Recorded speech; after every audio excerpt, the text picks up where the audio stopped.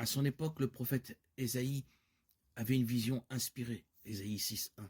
Le trône de Dieu et sa robe ne doivent pas être pris comme des objets littéraux et physiques.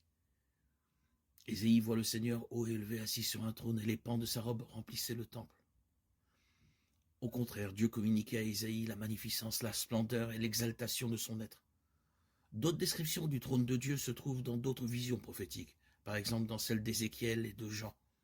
Dans 2 Chroniques 18-18, le prophète Michée raconte sa vision de la salle du trône de Dieu, dans laquelle des êtres spirituels se tiennent présents. Comparez cela à Job 1.6, où Dieu demande des réponses aux êtres angéliques convoqués là.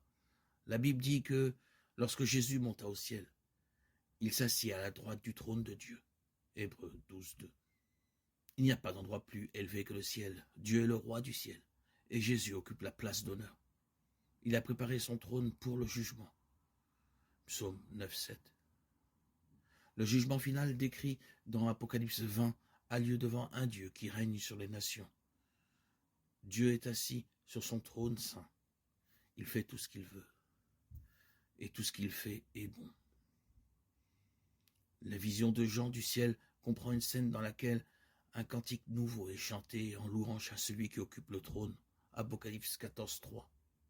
Autour du trône, la louange de Dieu est certainement glorieuse. Seuls les rachetés, ceux à qui a été accordée la justice du Christ, ont le droit de se tenir devant son trône.